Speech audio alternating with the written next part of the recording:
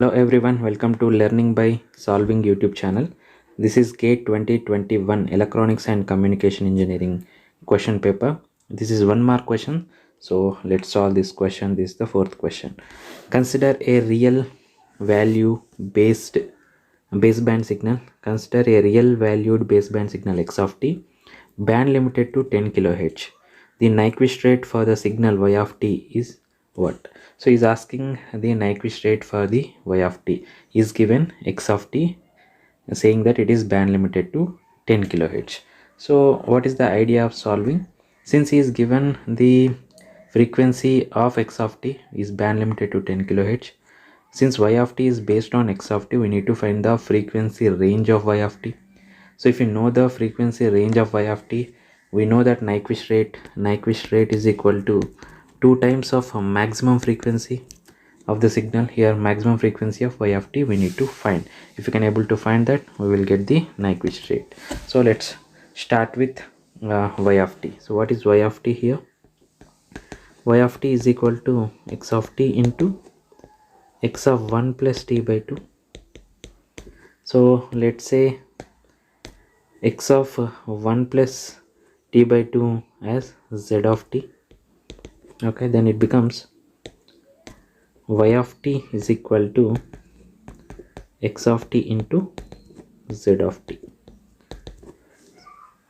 We know one property, and that is y of t, when you do the Fourier transform, it becomes y of f.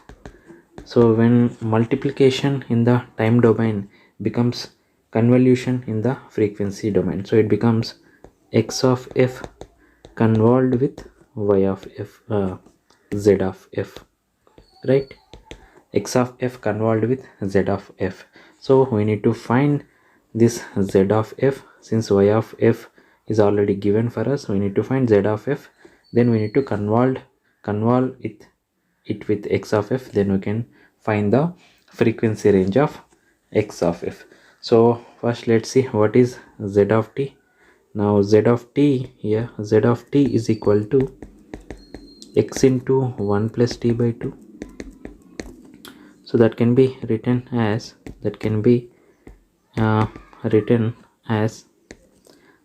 z of t is equal to x of 2 plus t by 2,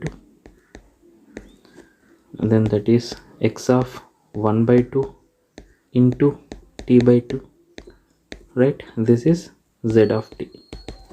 So let's convert z of t into z of f. So let's do the Fourier transform of the z of t, then it becomes z of f. So what is that z of f? Z of f is equal to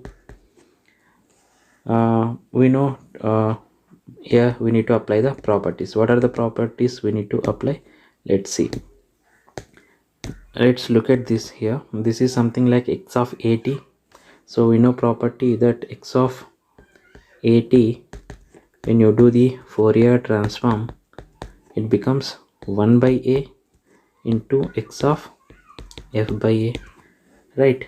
So x of at, when you do the Fourier transform, it becomes 1 by a into x of f by a. That is one property. And what is the second property that we need to apply here? Since it is time shifting, so x of t plus 2, x of 1 by 2 into t plus 2. So t plus 2 is the time shifting property. Here we need to apply the time shifting property. What is the time shifting property?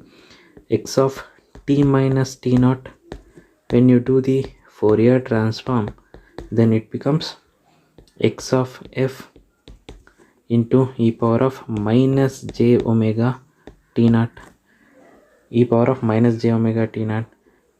If it is t plus t naught, then it becomes plus here. So this is other property, we need to apply here. So let's apply these two properties, then what we will get, z of f. Let's try to find the z of f. What is z of t here? Z of t is x of 1 by 2 into t plus 2. So then what is z of f? Z of f is equal to here 1 by 2 is the a, so here in the place of a apply 1 by 2, then it becomes 2 into x of 2f from here. So now there is shifting as well, so apply this property here. So this property makes the signal e power of j omega 2, e power of j omega 2. So this is what z of f we arrived at. Z of f is equal to 2 into x of 2f e power of j omega 2. Here what we need to find, we need to find y of f. What is y of f here? So y of f is equal to x of f convolution with z of f, x of f convolution with z of f. So what is x of f? So x of f in the question is given, it is band limited to 10 kilohertz. So how to represent this x of f? So we can represent x of f as follows. Since he is saying it is band limited to 10 kilohertz, shape is not important, you can take any shape. I'm taking this shape. It is band limited to 10 kilohertz. This 10 kilohertz is something which is important for us since we need to find the Nyquist rate. So what is z of f here?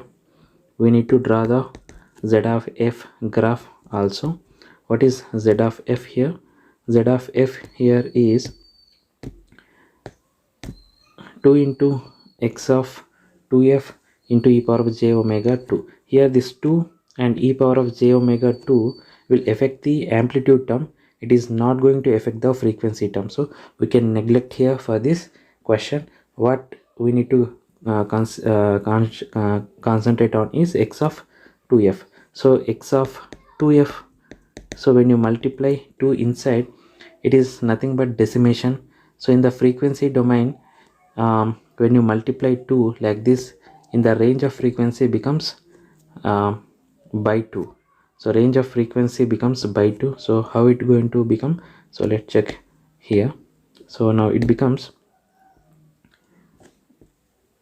x of 2, this is nothing but x of 2f effectively. This is effectively x of 2f. So x of 2f means, so we need to x of f range is 10 kilohertz, right? So we need to divide it by 2. So this is the range here. So both sides we are dividing with 2. So this is z of f. This is 5 kilohertz and this one minus 5 kilohertz. So now we know both x of f and z of f. Now what we have to find?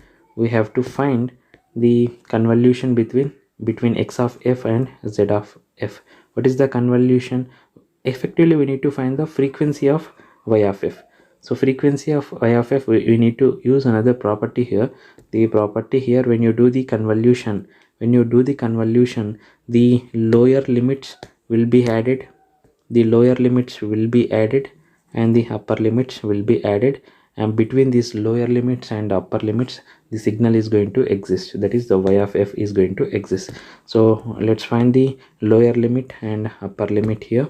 Here lower limit is equal to minus 10 kilohertz, this minus 10 kilohertz, and this minus 5 kilohertz. So that is minus 15 kilohertz. This is the lower limit of the convolution. Then what is the higher limit? Higher limit is this 10 kilohertz plus this 5 kilohertz, that is 15 kilohertz is the higher limit for this convolution. So y of t is existing between minus 15 and plus 15. So that is we can represent it on the graph like this. So let's suppose this is y of f. It exists from minus 15 kilohertz to 15 kilohertz here in the frequency domain. Shape is not important here since we need the frequency. So we got the maximum frequency here. The maximum frequency here is 15 kilohertz. So we know the Nyquist rate. So Nyquist rate of y of f is equal to 2 times of maximum frequency of y of f. So what is the maximum frequency of y of f? 15 kilohertz, so it becomes 2 into 15 kilohertz, so it becomes 30 kilohertz. So 30 kilohertz is the Nyquist rate for the y of f. This is the correct answer for this question. So let's see the options here. So when you see the options, so option B, 30 kilohertz is the option B is the correct option for the question number 4. So let's summarize what we have done actually.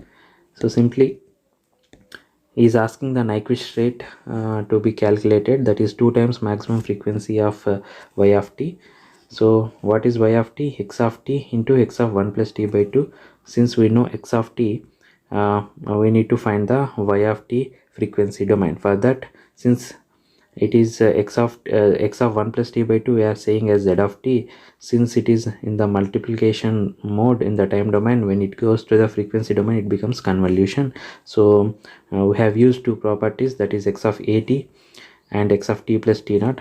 Using these properties, we figure it out what is z of f, and once we find out the z of f, we come to know that only the frequency part which is affecting is x of 2f. So we have drawn what is x of 2f here. Once we have drawn x of 2f, we already know the x of f that is given in the question itself, that is it is occupying up to 10 kilohertz, and we find out that z of f is occupying up to 5 kilohertz. We know that Nyquist rate is, first we find out the convolution between x of f and z of f. We know that convolution lies between the lower limits and upper limits. We find out the lower limits and upper limits, and upper limit is comes out to be 15 kilohertz. So this is the maximum frequency of y of f. So once you know the maximum frequency, we know that Nyquist rate is 2 times the maximum frequency, that is 2 times 15 kilohertz. So we arrived at 30 kilohertz. So this is what we have done. So thank you so much for watching.